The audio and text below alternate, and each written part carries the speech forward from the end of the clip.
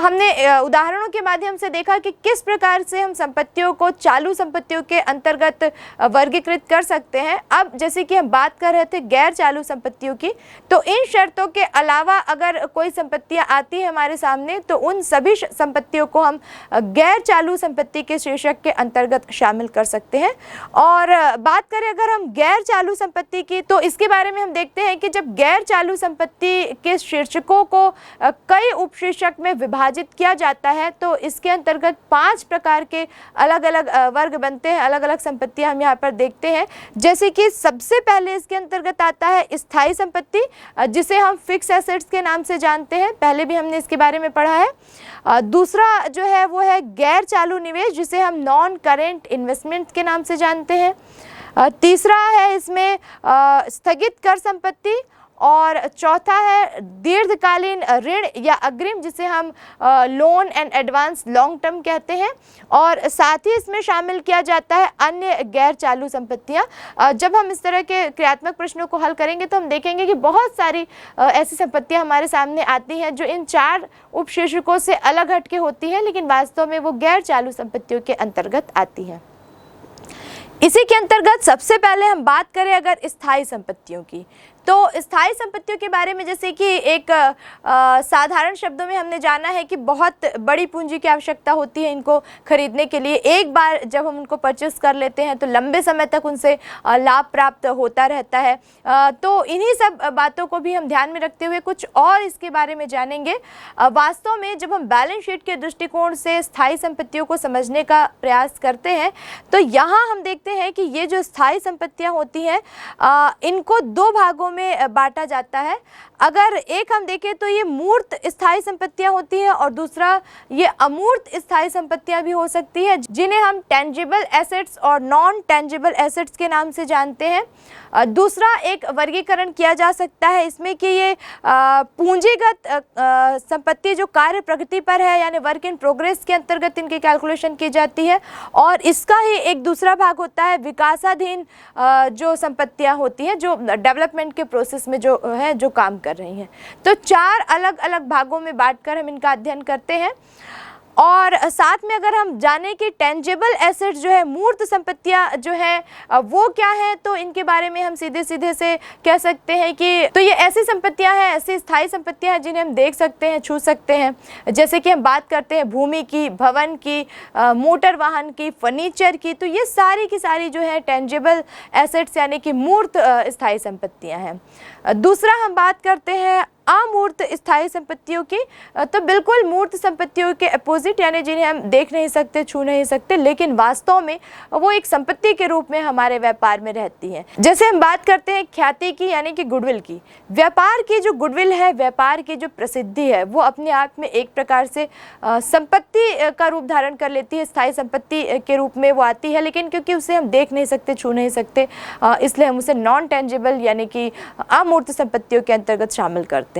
इसी तरह हमने पिछले अध्यायों में देखा पेटेंट के बारे में हमने जाना, ट्रेडमार्क के बारे में हमने जाना। तो ये सारी जो चीज़ें हैं, ये सारी जो संपत्तियां हैं वास्तव में संपत्ति के रूप में कार्य करती हैं, लेकिन क्योंकि ये नॉन टेंजिबल है, इनको हम देख नहीं सकते, छू नहीं सकते, तो ये सारी जो संपत्तियां हैं नॉन टेंजिबल एसेट्स यानी कि अमूर्त संपत्तियों के अंतर्गत आती हैं। अब अगर हम बात करें पूंजीगत कार्य प्रगति पर, इसके अंतर्गत जो संपत्ति आती है, तो कैपिटल वर्क इन प्रोग्रेस, तो इसके अंतर्गत उन संपत्तियों को शामिल किया जाता है जो कि किसी कार्य के निर्माण में लगी हुई है, वो कार्य अभी समाप्त नहीं हुआ है लेकिन सतत जारी है। इसके अंतर्गत जिन संपत्तियों का इस्तेमाल किया जाता है वो उन सारी संपत्तियों को इसके अंतर्गत शामिल किया जाता है। चौथा जो इसका प्रकार हमने देखा विकासाधीन स्थायी संपत्तियां, इसके अंतर्गत उन सभी संपत्तियों को शामिल किया जाता है जो कार्य में लगी हुई है, किसी न किसी विकास कार्य में या उत्पादन कार्य में लगी हुई है, तो उनको भी इसी संपत्ति के अंतर्गत शामिल कर लिया जाता है। अब अगर हम यहाँ पर बात करें गैर चालू निवेश की, इसका जो सेकंड पॉइंट है स्थायी संपत्तियों का, गैर चालू निवेश की, तो यहाँ पर हम देखते हैं कि ऐसे निवेश जो चिट्ठे की तिथि से 12 माह से अधिक या संचालन चक्र की अवधि, जिसे हम कहते हैं कि अगर हमने संचालन चक्र को कुछ भी हमारे सामने नहीं दिया गया तो उसको हम 12 माह की अवधि मिनिमम मान लेते हैं, इस अवधि के बाद अगर ये जो निवेश होते हैं उसके बाद ये प्राप्त किए जाते हैं, उससे अधिक समय के लिए अगर होते हैं तो इन्हें हम गैर चालू निवेश के नाम से जानते हैं। और साथ में एक महत्वपूर्ण बात यहाँ पर हम देख लें कि इसका जो उदाहरण है इनको हम संपत्ति निवेश या फिर हम इनको कहते हैं अंश प्रलेख में निवेश या म्यूचुअल फंड। इन सब चीज़ों पे जब हम निवेश करते हैं, इन्वेस्टमेंट करते हैं, तो इन सभी इन्वेस्टमेंट को हम गैर चालू निवेश के अंतर्गत शामिल करते हैं। और तीसरा शीर्षक जो इसके अंतर्गत हम देखेंगे वो है स्थगित कर संपत्तियां। कई बार हम देखते हैं कि कंपनी की जो लेखांकन आय होती है वो कर योग्य आय से कम होती है। वास्तव में जो लिमिटेशन जो निर्धारित की जाती है जिसके ऊपर अगर इनकम जाती है तो कर टैक्स जो है वो पेबल होता है, और वैसी कंडीशन अगर नहीं बन पाई है, यानी कि वास्तविक जो बैलेंस शीट जो दिखा रहा है इनकम वो जो है वो कर योग्य आय से कम है, तो दोनों के बीच का जो डिफरेंस होता है उसी को हम यहाँ पर स्थगित कर संपत्तियों के नाम से जानते हैं। साथ ही एक पॉइंट यहाँ पर हम देखते हैं दीर्घकालीन ऋण और अग्रिम, यानी कि ऐसे ऋण या अग्रिम लोन एंड एडवांसेस जो पेबल होते हैं संचालन चक्र की अवधि के बाद, यानी कि चिट्ठा बनाने की तिथि के 12 माह की अवधि के बाद जो पेबल होते हैं, देय होते हैं, उन सभी ऋण और देयताओं लोन एंड एडवांसेस को हम इसके अंतर्गत शामिल करते हैं। साथ में हम इसमें देखते हैं कि जो दीर्घकालीन ऋण और अग्रिम होते हैं इसके अंतर्गत हम कुछ छोटे छोटे बिंदुओं को शामिल करते हैं उपशीर्षक के अंतर्गत, जिसके अंतर्गत सबसे पहले हम देखते हैं पूंजी और अग्रिम, यानी कि वास्तव में ऐसा अग्रिम या ऐसा एडवांस या लोन जो स्थायी संपत्तियों को खरीदने के लिए दिया जाता है। जैसे कि हमने पहले देखा कि कौन कौन सी स्थायी संपत्तियां, उनको परचेस करने के लिए जो लोन दिया जाता है, जो एडवांस दिया जाता है, उसे हम कैपिटल एडवांसेस यानी कि पूंजी अग्रिम के नाम से जानते हैं। दूसरा इसके अंतर्गत आता है प्रतिभूति जमानती निक्षेप, जिसे हम बोलते हैं सिक्योरिटी डिपॉजिट। किसी प्रकार के लोन को जब हम प्रतिभूतियों के आधार पर, कुछ गारंटी के आधार पर, कुछ जमाओं के आधार पर लेते हैं, तो वहाँ पर जो स्थिति बनती है वो कहलाती है प्रतिभूति निक्षेप या फिर प्रतिभूति जमानती निक्षेप। और अन्य बहुत सारे ऋण ऐसे होते हैं जो स्थायी संपत्तियों से संबंधित होते हैं, उन सभी ऋणों को इसके अंतर्गत शामिल किया जाता है।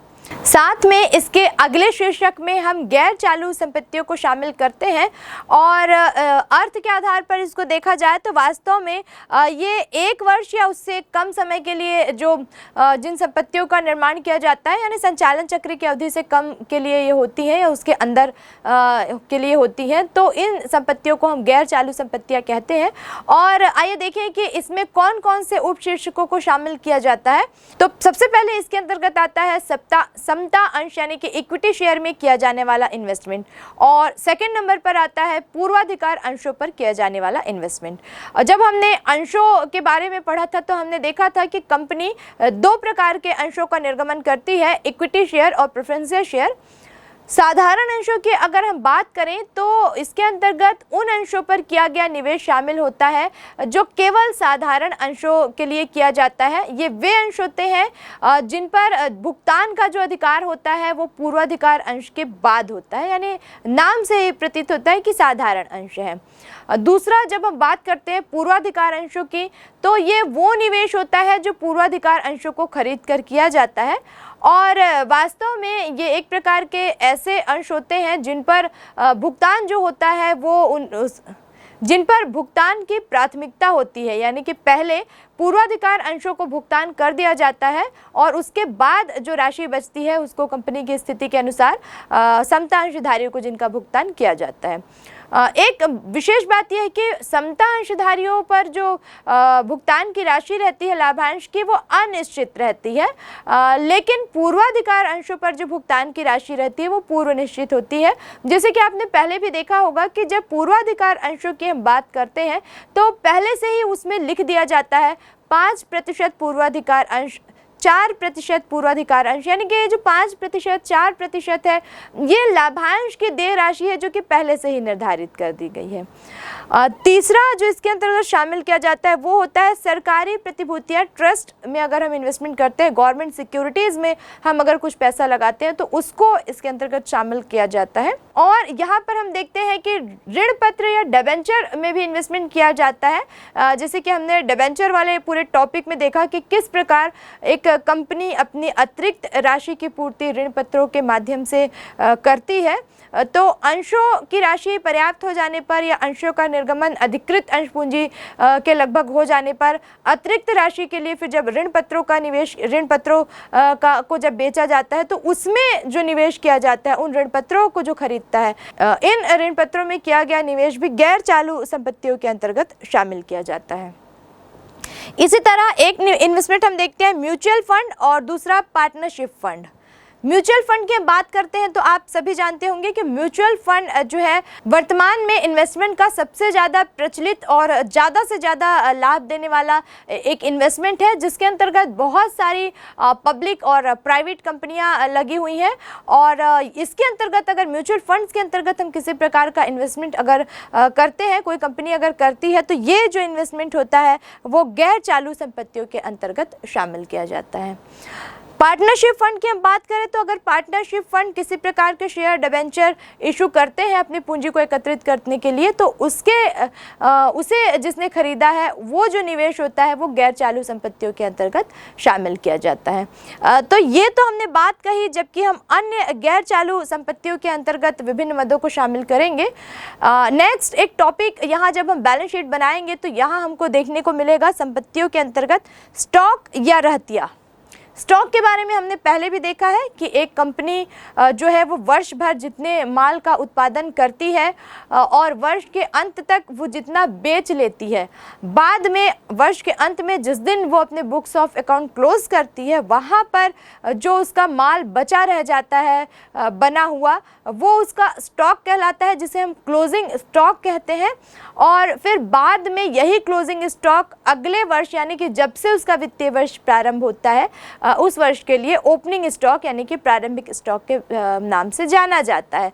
लेकिन यहाँ पर हम केवल निर्मित माल के स्टॉक की बात नहीं करते, इसमें हम कच्चे माल के स्टॉक की भी बात करते हैं कि माल को बनाने के लिए, उसका निर्माण करने के लिए हमने जो कच्चा माल, रॉ मटेरियल हमने जो खरीदा था, उसका कितना हमने यूज़ कर लिया और वर्ष के अंत तक वो रॉ मटेरियल कितना बचा है, तो वो भी कच्चे माल के क्लोजिंग स्टॉक, और फिर नेक्स्ट ईयर जब हम उसको ट्रांसफ़र करेंगे तो कच्चे माल के ओपनिंग स्टॉक के रूप में उसको भी हम स्टॉक के अंतर्गत दर्शाते हैं।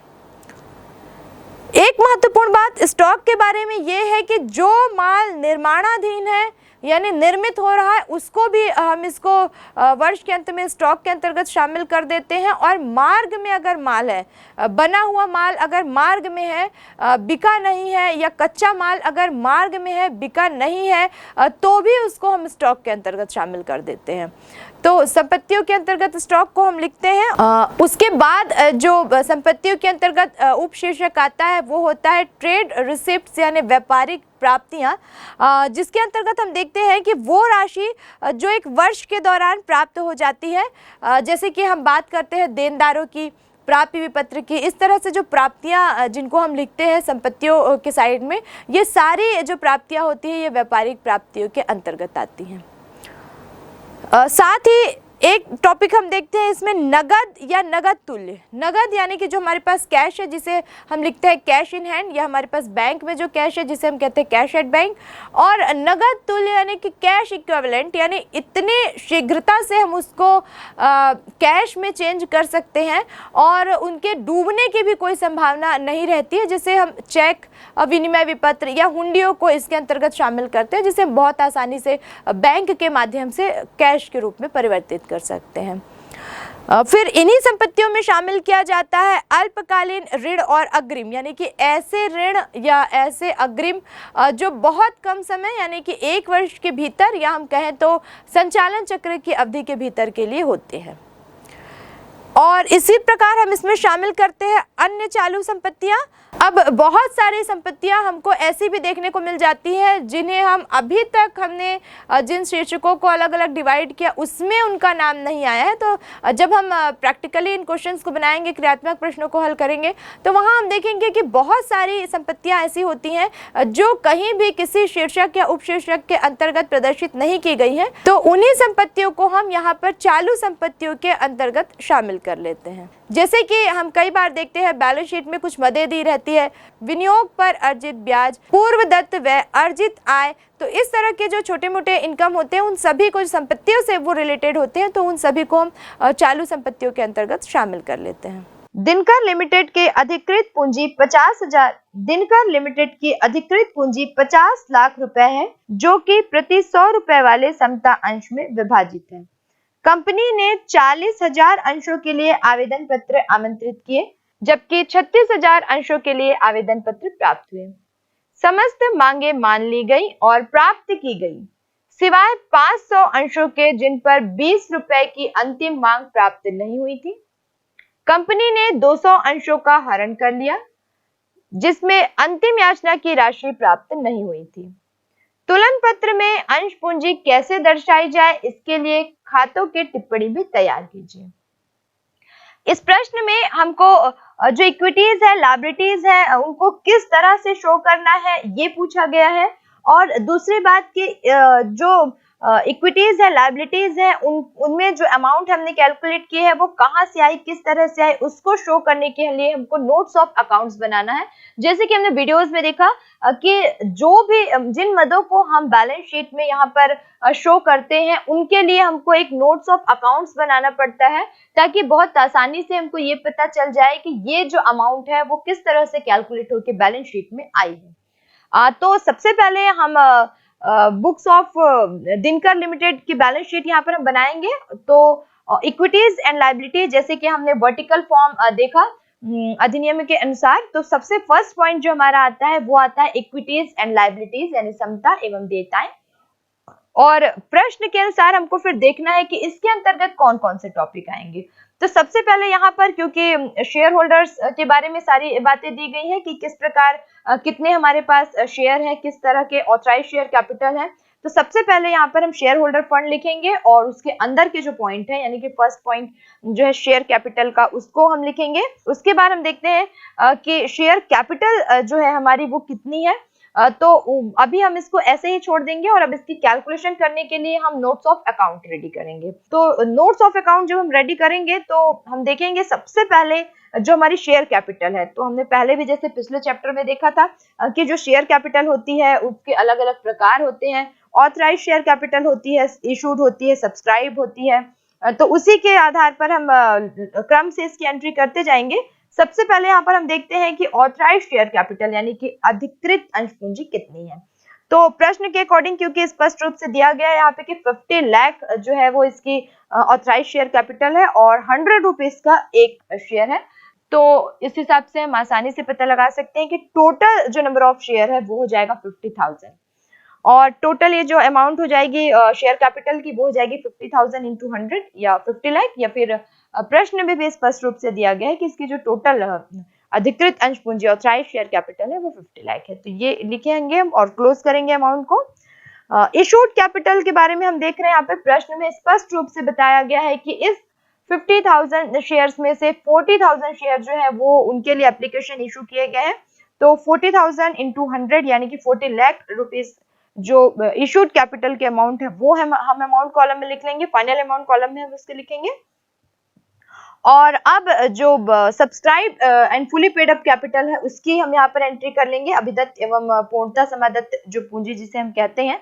तो यहाँ पर हम देख रहे हैं कि 35,500 जो है वो इसकी subscribe but not fully paid up capital है। और ये 35,50,000 की कैलकुलेशन हम किस प्रकार करेंगे। तो यहाँ पर हम देख रहे हैं कि 40,000 एक तो इशू किए गए, उसमें भी 500 जो शेयर होल्डर्स हैं उससे राशि प्राप्त नहीं हुई है, यानी कि यहाँ पर टोटल जो है वो 35,500 शेयर होल्डर से अमाउंट मिल पाई है।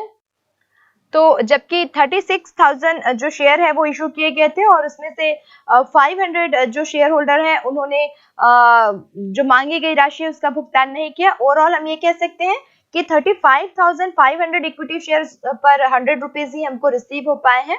तो यहाँ पर हम अमाउंट कॉलम में 35,50,000 से इसकी एंट्री करेंगे। और अब हमको देखना है कि क्या नहीं मिला, इसकी कैलकुलेशन हम किस प्रकार से करेंगे। तो एक तो प्रश्न में स्पष्ट रूप से बता दिया गया है कि 500 जो शेयर होल्डर्स हैं उनसे 20 रुपए अंतिम मांग की राशि प्राप्त नहीं हुई है और 200 अंशों के जो शेयर होल्डर हैं उनसे उनके जो अंश है उनका हरण कर लिया गया, फॉरफिट कर लिए गए हैं शेयर्स। तो यहाँ पर हम क्योंकि एंट्री करेंगे 300 equity share at the rate of ₹100 each, क्योंकि एक जो अंश है वो 100 रुपए का है। तो 30,000 ये यहाँ पर हम अमाउंट कॉलम में इसकी एंट्री करेंगे। और अब हम देखेंगे कि इस 300 पे, क्योंकि जो फॉरफिट नहीं किए गए उसकी हम सिर्फ यहाँ पर एंट्री अभी कर रहे हैं। तो 200 शेयर्स 500 में 200 तो फॉरफिट कर लिए गए, लेकिन 300 जो बचे हैं उसकी कैलकुलेशन हम यहाँ पर कर रहे हैं। तो 300 का 100 रुपीज से 30,000 की अमाउंट हो जाएगी और इसमें से अब हम माइनस कर देंगे कॉल्स इन एरियर, यानी कि इस 300 में से कौन सी अमाउंट नहीं मिली। तो प्रश्न में स्पष्ट कर दिया गया है कि 20 रुपीज नहीं मिला, यानी कि 6,000 रुपीज नहीं मिले। तो 30,000 में से 6,000 रुपीज नहीं मिले, यानी कि केवल 24,000 रुपीज ही मिले हैं। और अब हम इसमें ऐड कर देंगे फॉरफिट किए गए जो शेयर्स हैं उस पे जो अमाउंट अभी तक मिल चुकी है। जैसे कि हमने जब फॉरफिचर ऑफ शेयर वाला टॉपिक पढ़ा था तो वहां हमने देखा था कि जब हम फॉरफिचर की एंट्री करते हैं तो वहां पर हम जो जितनी राशि जब्त किए गए अंशों पर प्राप्त करते हैं उसकी एंट्री हम जनरल में शेयर फॉरफिचर अकाउंट के अंतर्गत करते हैं। तो बिल्कुल उसी कॉन्सेप्ट को हमको फॉलो करते हुए यहाँ पर एंट्री करनी है। तो यहाँ हम देख रहे हैं कि 200 शेयर फॉरफिट किए गए हैं और उस पर 20 रुपीज 100 में से 20 रुपीज नहीं मिले। इसका मतलब है कि 80 रुपीज ही अभी तक मिल पाए हैं और 200 into 80 यानी कि 16,000 ही ऐसी अमाउंट है जिसको हम शेयर फॉरफिचर के अंतर्गत डालकर लिखते अगर हम जनरल एंट्री करते तो। और फिलहाल यहाँ पर हमको बैलेंस शीट में इसकी अमाउंट लिखनी है। तो पूरी कैलकुलेशन करने के बाद जो बैलेंस आता है यानी कि 30,000 में से 6,000 जो एरियर है उसको हमने माइनस कर दिया और अभी तक फॉरफिट किए गए शेयर्स पर जो हमने रिसीव किया था उसको हमने प्लस कर दिया। तो टोटल जो अमाउंट आती है वो हमारी 40,000 की आती है। और जब हम इसको 35,50,000 में प्लस कर देते हैं तो ये हो जाता है 35,90,000। अब ये जो 35,90,000 है ये हमको जो बैलेंस शीट में फाइनल अमाउंट हमको जो शो करनी थी वो हमने रिसीव कर ली है, वो हमने यहाँ से कैलकुलेट कर ली है। और अब हम अपना जो बैलेंस शीट जो हमको बनानी है उसमें हम इसको शो करेंगे। हमने पहले से इसमें सारी मदें लिख ली है जिसके अंतर्गत हमको यहाँ पर एंट्रीज करनी है। तो टोटल क्योंकि और कोई पॉइंट्स इसमें है ही नहीं, जो कैलकुलेशंस होती हैं वो नोट्स ऑफ अकाउंट में होती है, वो हमने अच्छे से कर ली है।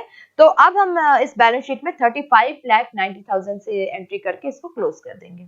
आरुषि लिमिटेड ने 5,000 10% ऋण पत्र 100 रुपए प्रत्येक का सममूल्य पर निर्गमन किया, जो कि 5 वर्ष पश्चात 5% प्रीमियम पर शोधन होता है। इसकी पंजी प्रविष्टि तथा कंपनी का स्थिति विवरण पत्र भी तैयार कीजिए। सबसे पहले हम इसके लिए जब जनरल प्रविष्टि करेंगे तो हमने जैसे डिबेंचर वाले चैप्टर में प्रविष्टि की थी, एक तो डिबेंचर को इशू करने की, वहां पर हमको ये देखना होता था कि हम उसको सममूल्य पर निर्गमित कर रहे हैं, बट्टे पर निर्गमित कर रहे हैं या प्रीमियम पर निर्गमित कर रहे हैं, उसके अकॉर्डिंग हम इसकी जनरल एंट्री करते हैं। और फिर दूसरा शोधन भी करते थे। रिडेम्पशन वाले चैप्टर में हमने देखा कि जब हम शोधन करेंगे तो भी हमको ध्यान में रखना है कि ये जो शोधन है वो एट पार यानी सममूल्य पे हो रहा है, एट डिस्काउंट यानी बट्टे पे हो रहा है, कि एट प्रीमियम यानी कि प्रीमियम पे हो रहा है, और उसके अकॉर्डिंग हम इसमें जनरल एंट्री करेंगे। क्योंकि प्रश्न में स्पष्ट रूप से दे दिया गया है 5,000 डिबेंचर है, 100 रुपीज का एक डिबेंचर है और सममूल्य पर ये निर्गमित किए गए हैं, 10% जो है वो इसमें डिविडेंड प्राप्त होगा।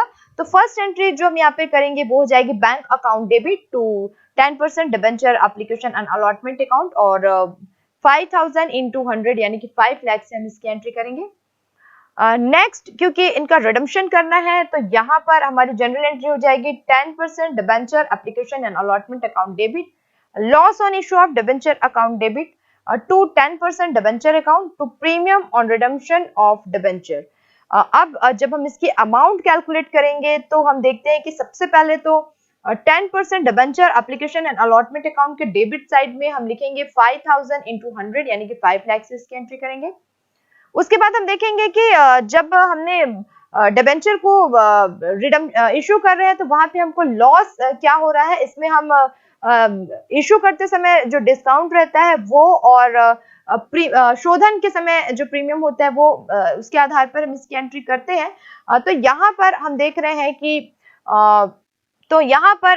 हैं कि डिस्काउंट तो किसी प्रकार का नहीं है, लेकिन 5 लाख का ये डिबेंचर है और रिडम्पशन इसका 5% प्रीमियम पे हो रहा है, और जबकि ये निर्गमित एट पार यानी कि सम मूल्य पे हुआ था।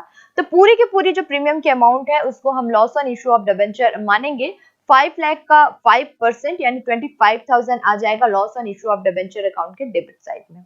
अब नेक्स्ट टू डिबेंचर अकाउंट में हम 5 लाख का क्योंकि था हमने कैलकुलेशन कर ली तो 5 लाख हम लिखेंगे टू डिबेंचर अकाउंट के क्रेडिट में, और प्रीमियम जैसे कि हमने कैलकुलेट किया था 25,000 जो प्रीमियम की अमाउंट है वो हम यहाँ पर लिखेंगे। अब इसके आधार पर जब हम बैलेंस शीट रेडी करेंगे इसका, तो सबसे पहले यहाँ हम देख रहे हैं कि जो फर्स्ट टॉपिक जो होता है हमारा वर्टिकल बैलेंस शीट जब हम बनाते हैं तो इक्विटी शेयर एंड लायबिलिटीज का होता है, और इसको हम current and non current liabilities में डिवाइड करते हैं, और उसके अंदर भी अपने आप में बहुत सारे वर्गीकरण होते हैं जैसे कि हमने बैलेंस शीट के फॉर्मेट में देखा। तो इसमें फर्स्ट और ये डिपेंड करता है क्वेश्चन में कि उसमें से कौन कौन से पॉइंट्स हम अपने बैलेंस शीट में ले आएंगे। तो यहाँ पर बहुत ज्यादा कोई नए पॉइंट नहीं दिए गए हैं, केवल डिबेंचर्स को इशू किया गया है और प्रीमियम पे उनका रिडम्पशन किया गया है, 2 ही पॉइंट दिख रहे हैं। तो छोटी सी एक बैलेंस शीट हम रेडी कर लेंगे। इक्विटी शेयर एंड लायबिलिटीज इसकी हेडिंग होगी, और इसमें फर्स्ट जो पॉइंट आएगा क्वेश्चन के अकॉर्डिंग वो होगा नॉन करेंट लायबिलिटीज, और उसमें हम 2 चीजों को शामिल करेंगे क्योंकि प्रश्न में जो डिबेंचर इशू किए गए हैं नॉन टर्म वो बोरोइंग होते हैं। डिबेंचर के बारे में क्या होते हैं, किस प्रकार वो लॉन्ग टर्म बोरोइंग्स होते हैं, इसके बारे में हमने डिबेंचर वाले टॉपिक में काफी अच्छे से बात की थी। तो यहाँ पर हम फर्स्ट पॉइंट लिखेंगे लॉन्ग टर्म बोरोइंग्स, और 5 लाख से उसकी एंट्री हम करेंगे यानी कि 5,000 इंटू 100 से। और सेकेंड जो अदर लॉन्ग टर्म लायबिलिटीज होती हैं वो प्रीमियम है यहाँ पर, क्योंकि इशू के साथ साथ जो प्रीमियम था उसकी अमाउंट हम यहाँ पर लिखते हैं। तो वो loss and share of debenture के अंतर्गत जो हमने कैलकुलेशन की थी 25,000 उसकी हम एंट्री यहाँ करेंगे। तो टोटल हमने देखा था कि 5,25,000 की अमाउंट वहां पर आ रही थी टोटल। और अब जब एसेट्स की हम बात करेंगे, अभी तक हमने लायबिलिटीज की कैलकुलेशन की, अब जब हम एसेट्स की बात करेंगे और नॉन करेंट एसेट्स से 20,000 से हम यहाँ पर एंट्री करेंगे, और उसके बाद जब करेंट एसेट्स हम लिखेंगे तो यहाँ पर हम लिखेंगे कैश एंड कैश इक्विवेलेंट्स, जिसको हमने इशू जब किया था हमने डिबेंचर उस समय हमको जो रिसीव हुआ था 5,000, और प्लस जो करंट एसेट्स हम लिखेंगे क्योंकि इसमें जो 25,000 की जो प्रीमियम की अमाउंट है उसमें से हम 20,000 जो है उसके डिविडेंड के आधार पर उसको अलग कर देंगे, जिसको हमने अदर नॉन करंट एसेट्स माना है, और बाकी जो 5,000 है वो हम अदर करंट एसेट्स के अंतर्गत उसकी एंट्री करेंगे 5,000 से। तो टोटल जब हम इसका करेंगे तो हम देखते हैं कि लायबिलिटीज जो है इक्विटी शेयर्स एंड लायबिलिटीज वो 5,25,000 से क्लोज होती है, और एसेट्स भी टोटल जो है हमारी वो 5,25,000 है। कंपनी अधिनियम 1956 के अनुसूची 4 के भाग 1 के अनुसार कंपनी के चिट्ठे में निम्न मदों को किस मुख्य शीर्षक एवं उप शीर्षक में दर्शाएंगे। यहाँ पर हमने देखा कि कंपनी अधिनियम 1956 की अनुसूची 4 के भाग 1 के अनुसार जब हम संपत्ति और दायित्वों को शीर्षक और उपशीर्षक में विभाजित करते हैं तो एक शीर्षक के अंतर्गत कई उपशीर्षक यानी कि कई मदों को शामिल किया जाता है। यहाँ पर हमको किसी प्रकार की कैलकुलेशन नहीं करनी है, बल्कि एक टेबल बनाना है हमको, और उसमें हमको ये दर्शाना है कि ये जो 3 पॉइंट यहाँ पर दिए गए हैं ये किस किस मुख्य शीर्षक और उपशीर्षक में शामिल किए जाएंगे। लेकिन यहाँ हमको एक बात का ध्यान रखना है कि ये जो शीर्षक है वो अधिनियम 1956 की अनुसूची 4 के भाग 1 के अनुसार दर्शाए गए हैं। तो सबसे पहले हम 4 कॉलम का एक टेबल बना लेंगे, जिसमें पहला कॉलम जो होगा वो सीरियल नंबर होगा, दूसरा पर्टिकुलर होगा यानी कि कौन कौन से आइटम जो क्वेश्चन में दिए गए हैं उसकी हम एंट्री यहाँ करेंगे, और फिर दो हेडिंग होते हैं जिनमें हम एक को मेजर हेडिंग यानी मेन जो टॉपिक होता है वो कहते हैं, और उसके अंतर्गत बहुत सारी सब हेडिंग होती है। तो लास्ट फोर्थ जो कॉलम है वो सब हेडिंग के लिए बनाया जाएगा। तो यहाँ पर क्वेश्चन में हम फर्स्ट पॉइंट देख रहे हैं भंडार एवं पूर्जे यानी कि स्टोर्स एंड स्पेयर्स, और दूसरा देख रहे हैं प्रस्तावित लाभांश यानी प्रपोज डिविडेंड, और तीसरा है कंप्यूटर सॉफ्टवेयर। यहाँ पर फर्स्ट जो है भंडार एवं पूर्जे, क्योंकि ये स्टोर एंड स्पेयर्स है, इनको हम जो उत्पादन है उसके लिए हम इनका प्रयोग करते हैं, तो ये करंट एसेट्स के अंतर्गत आ जाएंगे। और साथ ही हमको ये भी ध्यान में रखना है कि हमने जो टेबल देखा है कंपनी अधिनियम 1956 के अनुसूची 4(1) के अनुसार जो चिट्ठा बैलेंस शीट हमने देखी है उसको भी हमको ध्यान में रखते हुए इसका आंसर देना है। तो ये जो स्टोर एंड स्पेयर है इसका जो मेजर जो हेडिंग होगी करंट एसेट्स, और उसके अंतर्गत ये अदर करंट एसेट्स में आएंगे। दूसरा प्रपोज डिविडेंड, जैसे कि हमने वीडियो में देखा प्रपोज डिविडेंड यहाँ पर पूछा गया है, तो वास्तव में इसकी अपनी एक हेडिंग होती है प्रपोज डिविडेंड की, जिसे हम करंट लायबिलिटी कहते हैं, और इसके अंतर्गत बहुत सारी सब हेडिंग्स को शामिल किया जाता है। तो मेजर हेडिंग यहाँ पर हम लिखेंगे करंट लायबिलिटी, और जो सब हेडिंग है वो हो जाएगी अदर करंट लायबिलिटीज।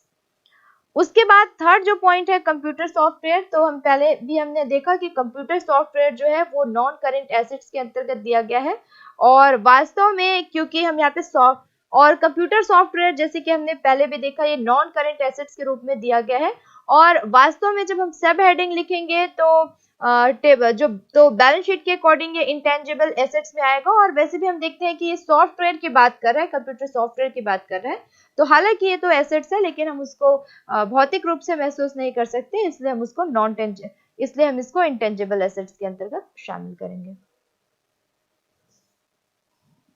कंपनी अधिनियम 1956 की अनुसूची 4 के भाग 1 के अनुसार कंपनी के चिट्ठे में निम्न मदों को किस मुख्य शीर्षक एवं उप शीर्षक में दर्शाएंगे? पहला, सहायक संचय सब्सिडी रिजर्व, दूसरा खनन अधिकार माइनिंग राइट, तीसरा डूबत ऋणों के लिए आयोजन प्रोविजन फॉर डाउटफुल डेब्ट्स। यहाँ पर भी इसके लिए हम 4 कॉलम के एक टेबल का निर्माण कर लेंगे, जिसमें सबसे पहले कॉलम में हम सीरियल नंबर लिखेंगे, फिर पर्टिकुलर, थर्ड कॉलम में हम मेजर हेडिंग लिखेंगे, और फोर्थ कॉलम में सब हेडिंग। तो फर्स्ट जो है सहायक संचय, जिसे हम कहते हैं सब्सिडी रिजर्व, तो जैसे कि हमने वीडियो में भी देखा और बैलेंस शीट में भी हम देख रहे हैं कि ये एक ऐसा रिजर्व है जिसकी हेडिंग होती है रिजर्व एंड सरप्लस। तो मेजर हेडिंग इसकी आएगी रिजर्व एंड सरप्लस, और क्योंकि ये सहायक संचय है, सब्सिडी रिजर्व है, बहुत सारे इस प्रकार के छोटे मोटे रिजर्व कंपनी बनाती है अपने छोटे मोटे व्यय को एडजस्ट करने के लिए, तो इसे हम अदर रिजर्व के अंतर्गत सब हेडिंग में डालेंगे। सेकेंड पॉइंट हम देख रहे हैं mining rights. Mining right, goodwill, patent, इस तरह से हमने देखा कि कुछ ऐसे एसेट्स होते हैं जो एसेट्स तो होते हैं लेकिन हम उनको देख नहीं सकते, और वास्तव में हेडिंग की अगर हम बात करें तो नॉन करंट एसेट्स के अंतर्गत इसको हमने पढ़ा था, और क्योंकि ये अमूर्त होते हैं इनको हम देख नहीं सकते, तो ये जो एसेट्स होते हैं वो इंटेंजिबल एसेट्स के अंतर्गत आते हैं। तो सब हेडिंग में हम यहाँ पर इंटेंजिबल एसेट्स लिखेंगे। थर्ड जो पॉइंट है प्रोविजन फॉर डाउटफुल डेब्ट, ये ऐसा प्रोविजन है जो डेटर्स के लिए बनाया जाता है जिसमें राशि डूबने की थोड़ी बहुत संभावना रहती है, तो क्योंकि ये एक प्रकार की लायबिलिटी है और करंट लायबिलिटी के अंतर्गत हम इसको शामिल करते हैं। और सब हेडिंग की हम बात करें तो ये शॉर्ट टर्म प्रोविजन के लिए बनाए जाते हैं, इसलिए इसको हम शॉर्ट टर्म प्रोविजन के अंतर्गत सब हेडिंग में लिखेंगे।